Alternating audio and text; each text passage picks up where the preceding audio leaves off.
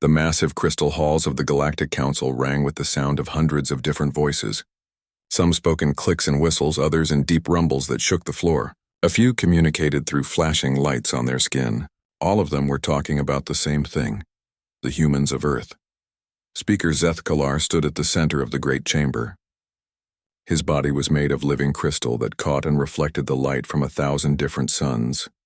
He had served the council for over 3,000 years, but he had never called an emergency meeting like this one. Fellow council members, his voice echoed through translators into hundreds of languages. We are here to discuss a threat unlike any we have faced before. The chamber fell silent. Even the gas-based beings stopped their constant humming. Dr. Vexthul, the council's chief xenobiologist, moved forward on her 6 spider-like legs.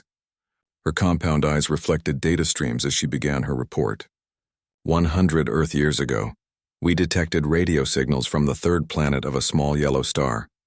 We have been watching them ever since. A holographic display filled the center of the chamber. It showed a blue and green world spinning slowly in space. Earth looked so peaceful from this distance. At first we thought they were like any other developing species, Dr. Vexthul continued. But what we observed defied all our models of civilized development. The display changed to show scenes from Earth's history. Humans in metal armor fighting with swords, then humans with guns firing at each other across muddy battlefields, then massive flying machines dropping bombs on cities. In just 100 years, they have progressed from riding animals to splitting atoms, Dr. Vexthul said. Her voice carried a note of fear that made several council members shift uncomfortably. They have fought 2 global wars that killed over 100 million of their own kind. They have built weapons that could destroy their entire planet. General Vorthak rose from his seat. The military commander was a massive creature that looked like a cross between a bear and a rhinoceros. His species had evolved from predators, but even they had learned to live in peace millions of years ago. I have studied their military development, Vorthak said in his deep, rumbling voice. It is unlike anything in our records. Most species take millions of years to move from stone tools to spaceflight. These humans did it in 10,000 years. Worse, they have spent most of that time perfecting ways to kill each other. The display showed human soldiers in different time periods. Ancient warriors with bronze weapons gave way to knights in armor, then to soldiers with rifles, then to armies with tanks and aircraft. Look at their progression, Vorthak continued. Every major technological advance has been driven by warfare. They invented flight to scout enemies from above. They split the atom to make bigger bombs. They went to space to spy on each other and launch weapons. A new voice spoke up from the section reserved for energy-based beings. Ambassador Luxandra's form was pure light, shifting between different colors as she communicated. Perhaps they are simply young. Many species go through aggressive phases. Dr. Vexthul's data streams flashed red. That is what we hoped. But our psychological analysis suggests otherwise. Humans do not fight just for resources or territory like normal species. They fight for ideas. They will die for abstract concepts. They create enemies where none exist. The display showed human religious wars, political revolutions, and ideological conflicts. Humans killing other humans who looked exactly like them, simply because they believed different things. They even prepare for wars that may never happen, General Vorthak added. Our intelligence shows they have detailed plans for fighting alien invasions. They create scenarios where beings from space attack them, and they plan how to fight back. They are planning to fight us, and they do not even know we exist yet. Speaker Zeth Kalar felt the mood in the chamber growing darker. He had seen the reports himself, but hearing them presented this way made them seem even more frightening. Council member Thrixpole, whose species resembled a cross between an octopus and a tree, raised several tentacles. What about their positive achievements? Surely they have created art, literature, music? Dr. Vexthul nodded. Yes, and this is perhaps the most disturbing part. They are not mindless beasts. They create beautiful art and then use it to glorify war. They write poetry about the honor of dying in battle. They compose music to march soldiers into combat. Even their entertainment focuses on conflict and violence. The display showed human movies, books, and games. Most featured heroes fighting villains with weapons and explosions. They have made violence into their primary form of entertainment, Dr. Vexthul said. Their children play with toy weapons. Their sports simulate combat. They celebrate warriors as their greatest heroes. An elderly council member from the Andromedy sector spoke up. Kivter had lived for over 10,000 years and had seen many species rise and fall. Perhaps containment would be sufficient. We could simply prevent them from developing space travel. General Vorthak's massive head shook back and forth. Impossible. Their rate of development is accelerating. 50 years ago, they barely had powered flight. Now they have machines orbiting their planet and have sent expeditions to their moon. At this rate, they will have interstellar capability within centuries, not millennia. And when they do, Dr. Vexthul added, they will bring their violence with them. Our analysis suggests they will see other species as either threats to be destroyed or resources to be exploited. They have no concept of peaceful coexistence between different groups. Speaker Zethkalar looked around the chamber. Representatives from 847 different species had come together to discuss this one small planet. Never before had the Council been so united in concern about a single world. The evidence is clear, he said finally. Humanity represents a fundamental threat to galactic civilization. If we allow them to develop further, they could destabilize the peace we have maintained for 50,000 years. Ambassador Luxandra flickered nervously, but to take action against a species that has not actually attacked anyone seems wrong. How can we judge them for crimes they have not yet committed? Because we have seen what they do to their own kind, General Vorthak replied. If they will commit genocide against other humans for trivial differences, what will they do to species that are truly alien to them? The debate continued for hours, but the outcome was never really in doubt. The evidence was too overwhelming. Humans were simply too dangerous to be allowed to develop freely. Finally, Speaker Zethkalar called for silence. The Council must decide. Do we allow this species to continue on their current path, knowing it will likely lead to galactic war? Or do we act now to protect the peace and safety of all civilized beings? The vote was taken using the ancient crystal matrices that recorded each member's decision. One by one, the lights turned red. When the counting was finished, the result was unanimous. It is decided, Speaker Zethkalar announced. Humanity will be summoned to appear before this council, to answer for their aggressive development and threat to galactic peace. If they cannot prove they are capable of peaceful coexistence, they will be contained permanently. Dr. Vexthul began preparing the formal summons.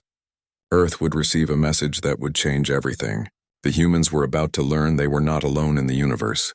Unfortunately for them, their new neighbors had already decided they were too dangerous to live free. As the council members dispersed, none of them realized they had just made the biggest mistake in galactic history. They thought they were protecting civilization from humanity. They never considered that they might be protecting humanity from itself and creating something far more dangerous in the process. Sarah Chen had dreamed of this moment her entire life. As a child, she had looked up at the stars and wondered if anyone was looking back. As a scientist, she had searched for signals from other worlds. As Earth's first ambassador to an alien civilization, she now stood in the most important room in the galaxy. The council chamber was bigger than any building on Earth. The ceiling stretched so high it disappeared into darkness. Around her, creatures from 1,000 worlds sat in judgment. Some had tentacles instead of arms. Others were made of gas or energy. A few looked almost human, which somehow made them more frightening than the obviously alien ones. Sarah wore her best diplomatic uniform, but she felt like a child playing dress-up.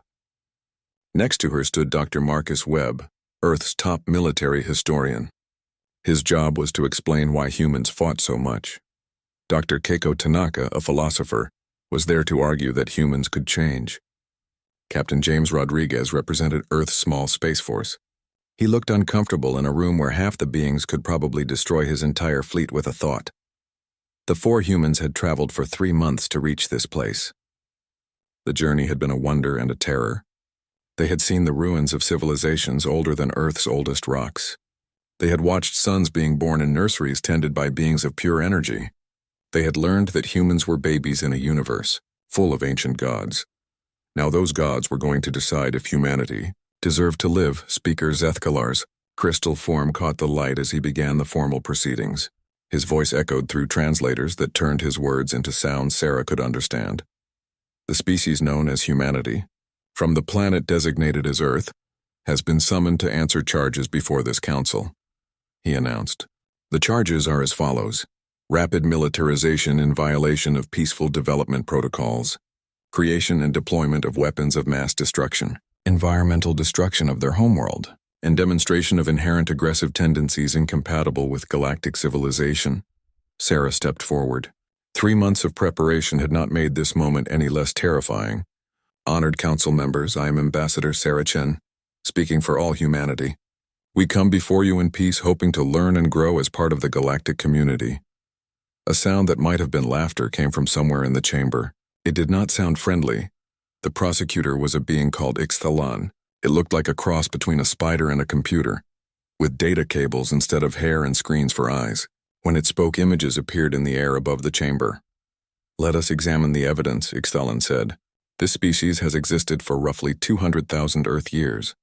In that time, they have been in a constant state of warfare.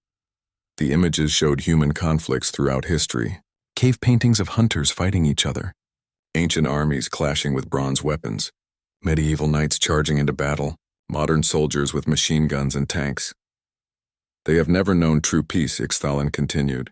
Even now, as we speak, humans are fighting wars on their homeworld. They have divided their planet into competing nations that constantly prepare for conflict with each other. Dr. Webb stepped forward. If I may address the council, he said. Human conflict has always been driven by scarcity and misunderstanding. When resources are limited, groups compete for survival. When peoples are isolated from each other, they develop fear and suspicion. These problems would be solved by joining a galactic civilization with unlimited resources and open communication. Ixthalan's screens flickered with what might have been amusement. Dr. Webb speaks of scarcity, but humans fight even when resources are abundant. They fight over ideas, over pride, over territory they do not even need. They create artificial scarcities to justify conflict. New images appeared. Religious wars where both sides worshipped the same god. Political revolutions where the winners became as corrupt as the losers. Sports competitions that ended in riots. Observe their entertainment, Ixthalan said. They create fictional conflicts for pleasure. Their movies and books celebrate violence. Their games simulate warfare. Even their children's toys are weapons. Sarah felt her heart sinking as the images continued. Everything Ixthalan said was true, but it was not the whole truth. Council members, she said, you are seeing only one side of humanity. Yes, we have fought wars, but we have also created great art and literature. Yes, we have weapons, but we have also healed diseases and fed the hungry. Show them, she said to Dr. Tanaka. The philosopher activated her own display. Images of human achievements filled the chamber. The pyramids of Egypt. The music of Beethoven. The paintings of Van Gogh. Doctors working in refugee camps. Teachers in classrooms. Parents caring for children. Humans are capable of great love and compassion, Dr. Tanaka said. We have the potential to grow beyond our current limitations. Every species must have gone through similar growing pains. A council member that looked like a living tree spoke up. We have reviewed the development patterns of all known species. None have shown this level of sustained aggression combined with rapid technological advancement. Most species develop wisdom before they develop dangerous technologies. Humans appear to be developing the ability to destroy before they develop the wisdom not to. Ixthalan brought up new evidence. Consider their recent space program. Rather than developing exploration for peaceful purposes, they began by competing with each other. 2 human nations raced to reach their moon, not for scientific advancement, but to prove superiority over their rivals. The images showed the space race between America and the Soviet Union. Rockets designed from weapons technology, satellites used for military surveillance, plans for orbital weapons platforms. Even their peaceful space missions carry military implications, Ixthalan continued. They have detailed plans for defending against alien invasion. They prepare for wars with beings they have never met. They are planning to fight us before they even know we exist. Captain Rodriguez had stayed quiet until now, but this accusation made him speak up. Those plans exist because we have learned to be prepared for any possibility. When humans first encountered other human tribes, some were friendly and some were hostile. We developed defensive plans because we did not know what we might find in space. Exactly, Ixthalan said. They assume that first contact will be hostile. They cannot conceive of peaceful interaction with unknown beings. This is not the mindset of a species ready for galactic civilization. The trial continued for 3 days. Sarah and her team presented every argument they could think of. They showed human charity and kindness. They demonstrated human creativity and curiosity. They explained human history and culture. The council listened politely, but Sarah could see they had already made up their minds. The evidence against humanity was too overwhelming. Humans were violent, aggressive, and dangerous. Worse, they were getting more dangerous every year as their technology advanced. On the final day, Speaker Zeth Kalar called for closing arguments. Sarah stood before the assembly one last time. Council members, I do not deny that humanity has problems. We are a young species, still learning how to live with ourselves and our world. But we are learning. Each generation is more peaceful than the last. Each decade brings new understanding and cooperation. She paused, looking around the chamber at beings who had lived for thousands of years. You judge us for being afraid of the dark, but we had no choice but to fear it. We grew up alone on a dangerous world, never knowing if tomorrow would bring disaster. We developed weapons and defenses because we had to. But now we know we are not alone. Now we have hope for something better. Give us a chance, she pleaded. Help us grow. Guide us toward the peace and wisdom you have achieved. Do not condemn us for what we have been. Judge us for what we can become. The council deliberated for 6 hours. When they returned, Speaker Zeth Kalar's crystal form seemed dimmer than before. The council has reached a unanimous decision, he announced. Humanity is classified as a Category 5 aggressive species, the highest threat level in our records. You will be quarantined in your home system indefinitely. All human space assets will be disabled. Your technological development will be monitored and controlled. Sarah felt the words hit her like physical blows. You are condemning 4 billion people for the crimes of being human, she said. We are protecting the galaxy, Zeth Kalar replied. Your species will be allowed to exist, but you will never be permitted to spread beyond your own star system. This is our final judgment. As the humans were escorted from the chamber, Sarah called out one last warning. You are making a mistake. You are condemning us for being afraid of the dark. What will you do when you realize we were the light? None of the council members answered. They thought they had saved the galaxy from humanity. They had no idea they had just taught humanity to save itself. The barrier appeared without warning on a Tuesday morning. Dr. Elena Vasquez was drinking coffee in her office at the International Space Station when every alarm in the facility started screaming at once. Director, we have a problem.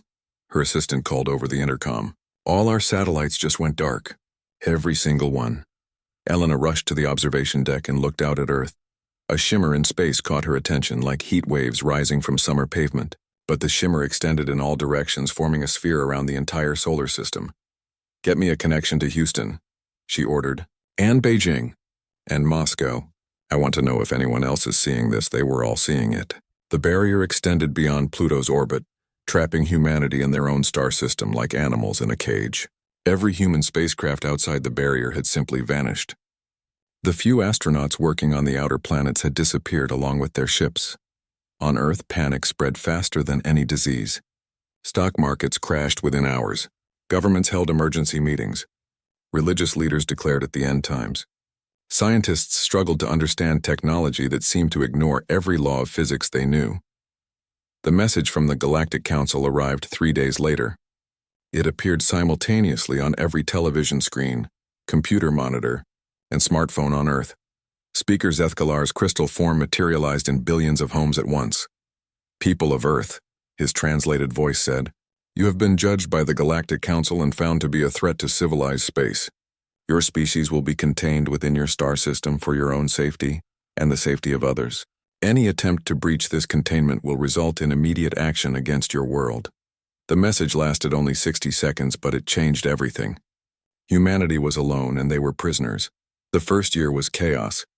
Countries collapsed as people lost faith in governments that could not protect them from alien judgment. Economies crashed when space-based industries vanished overnight. Billions of people fell into despair, believing their species was doomed to slow extinction. But something unexpected happened in the second year. Instead of falling apart completely, humanity began to come together. It started small. Scientists from different countries began sharing research freely, working together to understand the barrier technology. Engineers pooled their knowledge to design new systems that did not rely on satellites. Farmers developed new methods to feed more people with less land. Dr. Elena Vasquez found herself appointed as the Director of Human Survival, a new organization that combined resources from every nation on Earth. Her first briefing to the world leaders was simple and direct. "We have two choices," she said. "We can sit here and wait to die, or we can use this challenge to become something better. The aliens think we are too dangerous and primitive to join their civilization. Let us prove them wrong by building our own." The plan she presented was called Project Prometheus. Instead of trying to escape the barrier, humanity would use their prison time to advance beyond anything the galaxy had ever seen. "They gave us a gift," Elena told her team. "They forced us to unite. No more competition between nations. No more waste on military spending. Every human brain working toward the same goal, survival and advancement." The changes happened faster than anyone had believed possible. Without the need for military spending, enormous resources became available for research and development. Without the fear of attack from other nations, countries shared their secrets freely. Fusion power plants began operating within 5 years, providing unlimited clean energy. Artificial intelligence reached and then surpassed human capability in most areas. Genetic therapy eliminated cancer, heart disease, and most hereditary conditions. Nanotechnology revolutionized manufacturing, allowing complex devices to be built, molecule by molecule. But the most important breakthrough came in quantum physics. Dr. Sarah Kim, working with a team of the brightest minds from around the world, began to understand how the barrier worked. "It is not a wall," she explained to Elena during one of their weekly briefings. "It is a fold in spacetime. The aliens are using brute force to twist reality around our solar system. But there are more elegant ways to manipulate quantum fields." Elena leaned forward in her chair. "Are you saying we can break through?" "I am saying we can do better than break through," Sarah replied. "We can learn to fold space ourselves, but not the way they do it. Their technology fights against the natural order of things. We can work with it instead."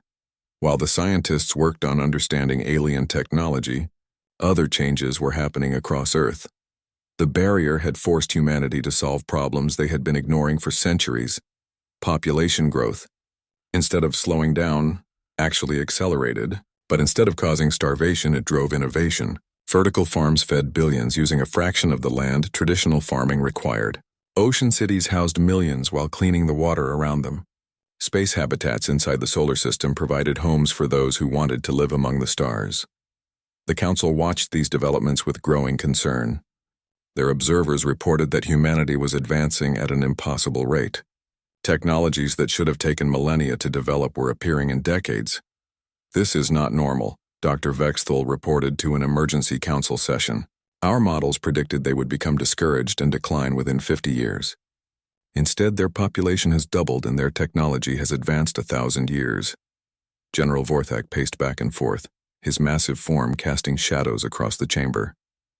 "I warned you this would happen. We should have destroyed them immediately. Now they are becoming more dangerous every day." "The barrier has never been breached," Speaker Zethkalar said, but his voice lacked its usual confidence. "Surely even humans cannot overcome the laws of physics." But Dr. Vexthal had disturbing news. "They are not trying to overcome physics. They are learning to use it in ways we never considered. Our barrier technology is 10 million years old. It works, but it is crude. The humans are developing something more sophisticated." "Impossible," General Vorthak rumbled. "They are primitives who learned to split atoms only decades ago." "That is what makes them dangerous," Dr. Vexthal replied. "They have no preconceptions about how things should work. They approach problems from directions we would never consider. They are innovating in ways that should not be possible." Back on Earth, the breakthrough Elena had been waiting for finally came. Dr. Sarah Kim burst into her office with news that would change everything. "We did it," she said, her face glowing with excitement. "We cracked the code. We know how to phase shift matter through dimensional barriers." Elena felt her heart race. "Are you certain?" "We tested it on the small scale. A probe the size of a marble. It passed through the barrier like it was not there, traveled to Alpha Centauri and returned with readings from outside our system." Elena stood up and walked to the window. Outside, she could see the shimmer of the barrier in the night sky. Soon it would no longer be a prison. It would be a starting line. "How long until we can scale it up?" she asked. 6 months for a ship, 2 years for a fleet." Elena smiled for the first time in years. Then it is time to begin Phase 2 of Project Prometheus. She called her assistant over the intercom. Set up a meeting with all department heads. And contact the shipyards. Tell them to begin construction immediately.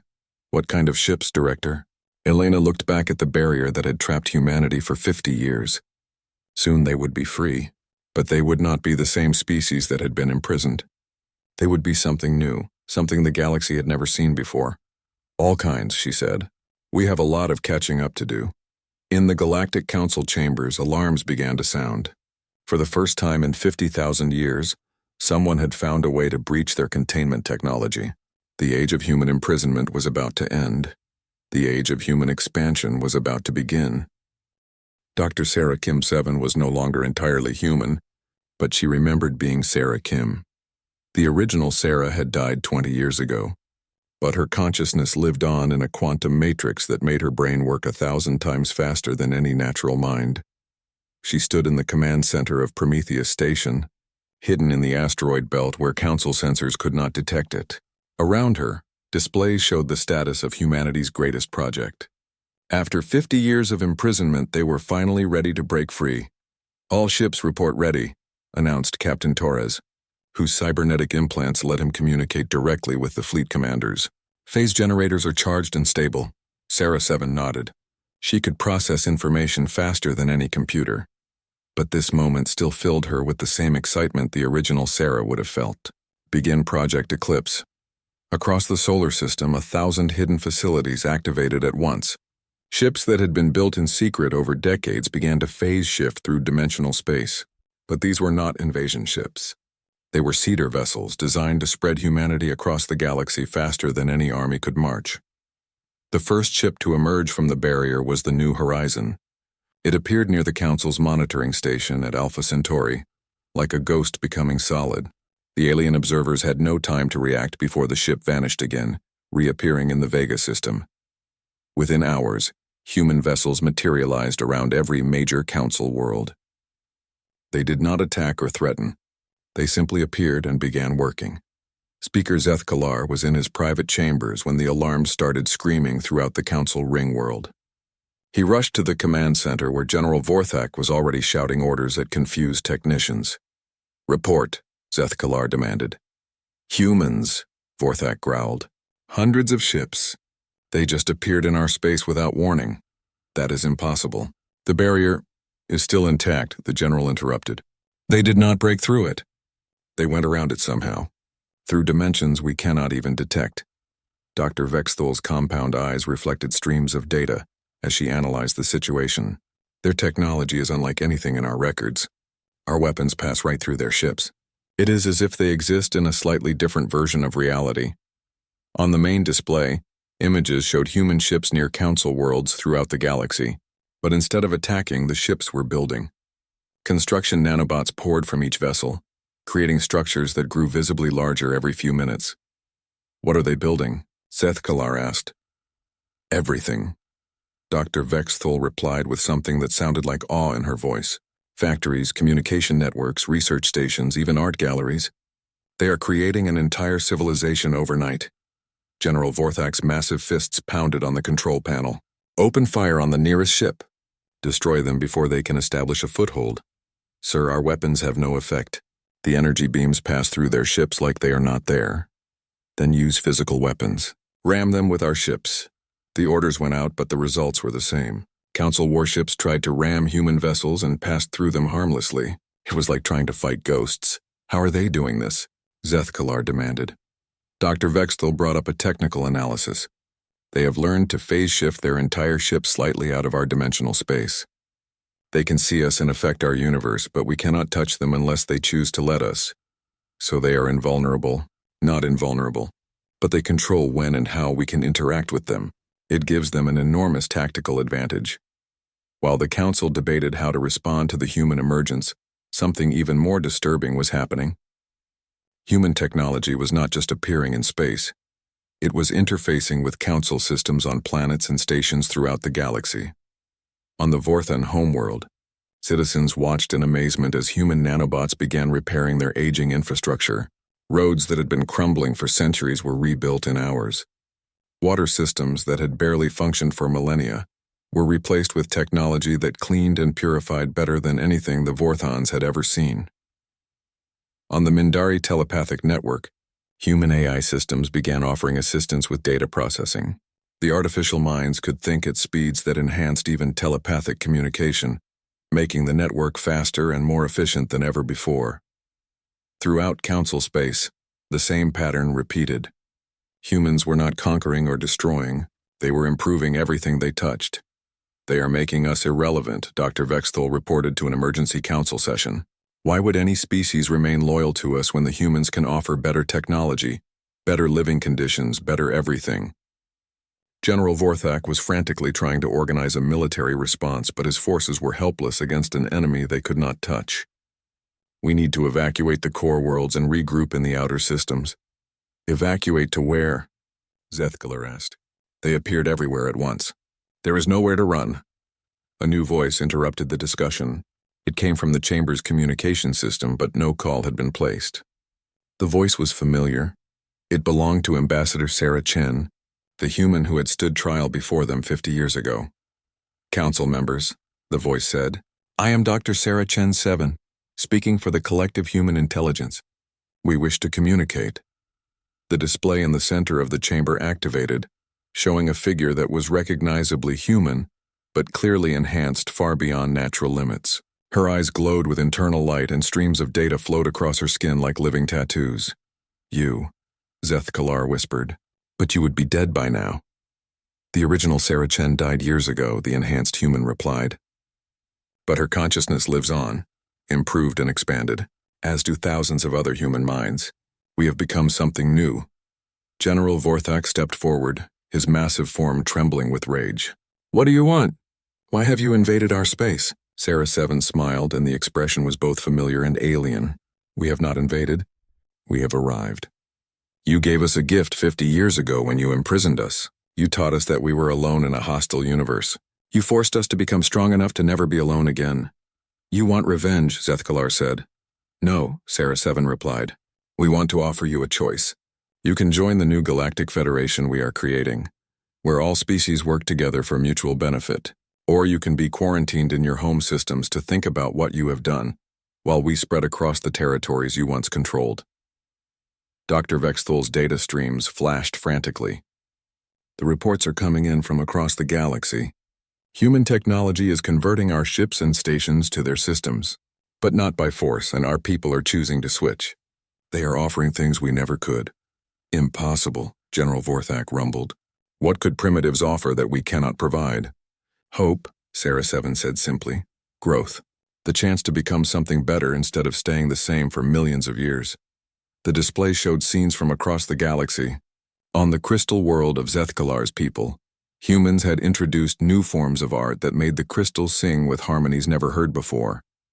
On the gas giant habitats of the energy beings, human technology was allowing them to take solid form for the first time in their species' history.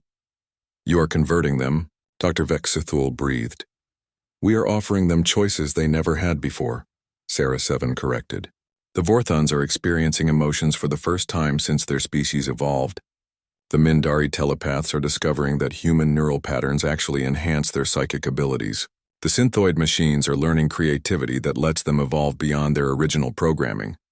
General Vorthak's weapon systems powered up, but he had no target to fire at. This is an invasion by other means." "This is evolution," Sarah 7 replied. "You spent 50,000 years building walls between species. We spent 50 years learning to tear them down." Speaker Zethkalar felt something he had not experienced in millennia. Fear. Not of death or destruction, but of irrelevance. "What happens to the Council?" "The Council can become part of something greater," Sarah 7 said. "Or it can become a museum." "The choice is yours." The transmission ended, leaving the Council members alone with the reality of their situation. Humanity had not just escaped their prison. They had used their time in captivity to become something the galaxy had never seen before, and now they were offering to share that transformation with everyone. 100 years had passed since the trial that condemned humanity to imprisonment. Speaker Zethkalar, now ancient even by his species' standards, sat in his chambers in what had once been the Council's seat of power. Through his window he could see children playing in the gardens that had replaced the weapons platforms. The children were not all human. A young Vorthon with crystalline skin laughed as she chased a human boy through flowers that sang in harmonies only possible with technology both species had developed together. A small Mindari, its telepathic tendrils glowing with happiness, floated nearby while a human girl shared her thoughts about the butterfly they were watching. "Ambassador," his aide announced, "your visitor has arrived." Seth Kalar turned from the window as Sarah Chen 7 entered the room. She looked exactly as she had 50 years ago when she first spoke to the collective human intelligence. But he knew that appearance was deceptive. She was now something far beyond what any individual consciousness had ever been. "Hello, old friend," she said, settling into the chair across from his desk. "Old friend?" Seth Kalar repeated with something that might have been amusement. "Is that what we are now? What else would you call someone who taught you the most important lesson of your life?" Seth Kalar's crystal form reflected the light from the window. "I condemned your species to death. You taught us to live," Sarah 7 corrected. "You forced us to grow up. You made us strong enough to save not just ourselves but everyone else too." The old speaker gestured toward the window. "I watch them play together, these children of different worlds, and I wonder what we were so afraid of." "You were afraid of change," Sarah 7 said gently. "Your council had maintained the same order for 50,000 years. The idea that something new might upset that balance terrified you. And we were right to be afraid. You did upset everything." "Yes, we did," Sarah 7 smiled. "But upset does not mean destroyed. It means transformed." Seth Kalar accessed his personal files, reviewing reports from across what was now called the Galactic Federation. Every world told the same story. Species that had been stagnant for millions of years were suddenly growing and changing in ways no one had thought possible. The Vortons, who had been emotionless crystal beings for eons, now created art that moved viewers to tears. Their new emotional capacity had not made them weak, it had made them more creative and empathetic than ever before. The Mindari telepaths had discovered that human neural patterns created interference that actually enhanced their psychic abilities. Working together, human Mindari teams could communicate across galactic distances instantly.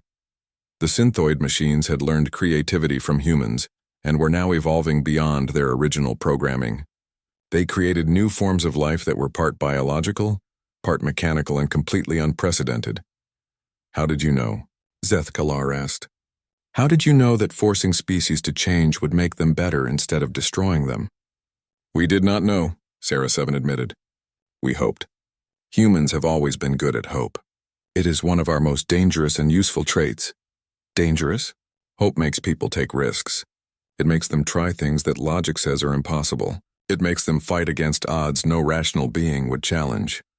Seth Kalar thought about the trial a century ago. "We saw your hope as aggression. Your willingness to fight as violence. They are the same thing," Sarah 7 said. "The courage to fight for what you believe in and the hope that things can be better. They come from the same place. You just saw the fighting and missed the hoping." A soft chime indicated that someone else was arriving. General Vorthak entered the chamber, but he was very different from the massive, aggressive creature who had once demanded humanity's destruction. His cybernetic enhancements gleamed in the light, and his movements had a grace that would have been impossible in his original body. "Sarah," he rumbled in greeting. "Zeth, I hope I am not interrupting." "Not at all," Seth Kalar replied. "We were discussing old times." Vorthak settled his bulk into a chair designed to accommodate his size. "Old times when I wanted to destroy every human in the galaxy. And now?" Sarah 7 asked. The former general gestured toward his enhancements. "Now my grandson is half human. My weapons have been converted to terraforming equipment, and I spend my time helping new species integrate into the Federation. I would say your rehabilitation program was effective." "It was not rehabilitation," Sarah 7 said. "It was evolution. All of us evolved together." Seth Kalar brought up a holographic display showing the current state of the galaxy. Where once there had been rigid borders between council territories, now there was a flowing network of cooperation and exchange. Ships from dozens of species traveled freely between worlds. Trade, knowledge, and culture flowed in patterns that would have been impossible under the old system. "The council ruled for 50,000 years, he said. "Your federation has existed for 50 years, yet you have achieved more than we ever did. You achieved something too, Sarah 7 replied. You maintained peace. You preserved thousands of species and cultures. You created the foundation we built upon. But we never grew. We never changed. We were so afraid of losing what we had that we forgot how to gain anything new. Forthak leaned forward. Do you ever wonder what would have happened if we had welcomed humanity instead of imprisoning them? Sarah 7 considered the question. We might have joined your council and become another stagnant species content with the status quo. The imprisonment forced us to develop beyond our natural limits. Without that pressure, we might never have become what we needed to be. So you are grateful we condemned you? I am grateful for the outcome. The path was painful, but it led us all to something better. Zethkalar accessed another file. Casualty reports from the transition period. Not everyone survived the changes. Some species could not adapt to the new ways. Change is never without cost, Sarah 7 acknowledged. But stagnation has a cost too. How many species never reached their potential because they were too comfortable with the old ways? And how many individuals were lost because we forced them to change too quickly? Fewer than would have been lost to slow decline and eventual extinction, Sarah 7 replied. Your council was stable, but it was also dying. Birth rates were falling across most member species. Innovation had stopped. Art and culture were becoming repetitive. You were achieving perfect peace at the cost of purpose. Forthak nodded grimly. I see it now, but at the time I thought we were protecting civilization. You were, Sarah 7 said. You protected it until we could transform it into something that could protect itself. A new chime announced another arrival. Dr. Vexathul entered on her spider-like legs. But she too had been changed by the decades of cooperation with humanity. Her compound eyes now held depths of understanding that had not been there before. The afternoon reports, she announced, settling into her customized chair. The Andromeda expedition has made contact with 17 new species. All have accepted Federation membership after seeing what we offer. Any conflicts? Zethkalar asked. None. They are amazed by what we have accomplished. Apparently, the idea of different species working together instead of just coexisting is revolutionary to them. Sarah 7 smiled. Everything seems revolutionary when you have been doing the same thing for millions of years. Dr. Vexthul brought up images from the expedition. They want to know how we learned to cooperate so effectively. I told them we had good teachers. Teachers? Forthak asked. Humans taught us that change was possible. The council taught us that stability was valuable. Together we learned to balance both. As the day faded into evening, the four beings sat together in comfortable silence. Outside the window, the gardens glowed with bioluminescent plants that had been created by the combined knowledge of a dozen species. Ships from hundreds of worlds traveled between the stars, carrying not weapons but ideas, art, and hope. Do you think we made the right choice? Zethkalar asked finally. Sarah 7 stood and walked to the window. 100 years ago, you ruled against Earth and thought you were protecting the galaxy. Today, children of 50 different species play together in gardens where weapons used to be. What do you think? The old speaker joined her at the window. Below them, a human child was teaching a young crystalline being how to laugh. The sound of their joy echoed through the chambers where once only the cold voices of judgment had been heard. I think, Zethkalar said slowly, that sometimes the best thing you can do for someone is to give them a reason to prove you wrong. And sometimes, Sarah 7 replied, the best thing you can do for yourself is to let them.